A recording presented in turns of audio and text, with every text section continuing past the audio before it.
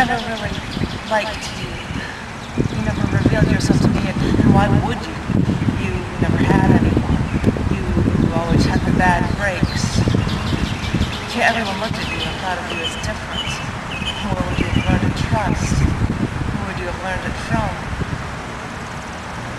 I never really liked you. I met you through a friend, and he explained to me that multiple sclerosis left you with a slight limp and a faint lisp. Faint, under the surface, and but there, traces of something no one would ever know of you well enough to clearly understand. I never really liked you. You never revealed yourself to me, and I never wanted you to. You scared me too much. You plagued with physical ailments. You with a limp in your walk. You with a patch over your eye. You who stared at me for always a little too long. They told me the patch was from eye surgery with complications, and now you had to cover your shame, cover someone else's mistakes, cover a wrong you didn't commit, cover up a problem not of your own doing. Problems never were of your own doing, were they? I heard these stories and thought it was sad. I heard these stories and thought you had to be a pillar of strength.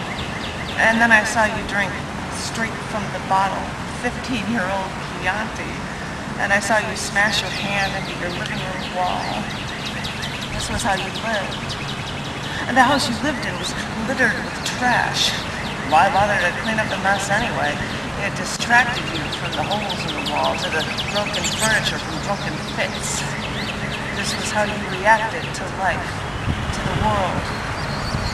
You didn't know any better. This was how you coped. I never really liked you. You would come home from work, tell us about a woman who was beautiful and smart and that liked you, but she wasn't quite smart enough. And I thought, we believe anything if we tell ourselves enough. We weave these fantasies to get through the days. I never really liked you. Every time you talked to me, you always leaned a little too close. So I stayed away from the house and noted that those whom you called friends did the same. I asked my friend why he bothered to stay in touch. And he said to me, but he has no friends. And this is how I thought of you, a man who was dealt a bad hand, a man who couldn't fight the demons that were handed to him. And with that, I put you out of my mind, relegated you to the ranks of the inconsequential. We parted ways. You were reduced to a sliver of my youth. I received a letter recently, a letter from someone who knew you, someone who wanted me to tell my friend that they read in the newspaper that you hanged yourself. Your brother died in an electrical accident, and after the funeral, you went to the train station. Instead of leaving this town, you went to a small room and left us forever. The strangers had to find you. Police had to search through records to identify your body. The newspapers described you as having health problems, but you knew it was more than that. And I was asked to be the messenger to my friend. The funeral had already passed. You were already in the ground. There was no way he could say goodbye. I shouldn't have been the one to tell him this. No one deserved to tell him. He was the only one who tried to care. I never really liked you. No one did. But when I had to tell my friend, I knew his pain. I knew he wanted to be better. I knew he thought you were too young to die. I knew he felt guilty for not calling you. He knew it shouldn't have been this way. We all knew it. I never really liked you, but now I can't get you out of my mind. You haunt me for all the people we've forgotten in our lives. I don't like what you've done. I don't like you quitting. I don't like you dying, not giving us a chance to love you or hate you or even ignore you more. My friend still doesn't know where your grave is. I'll like to find it for him and take him to you. Let him know that you had a friend out there. Bring you a drink, maybe.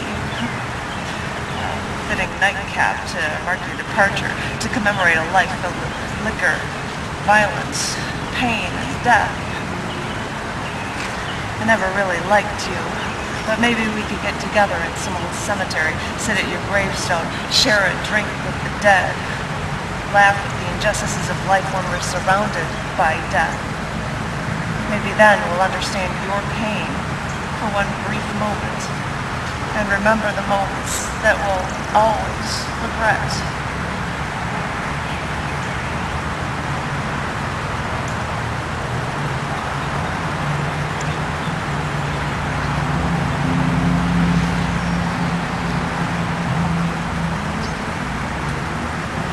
Should I share this one? Should I?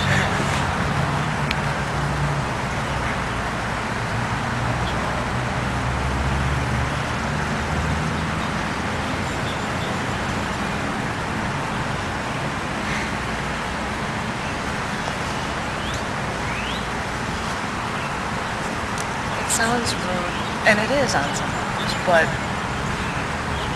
it's also talking about the fact that people were afraid and they didn't get to know him, and he ended up suffering so much for it, and it's a shame that it's so.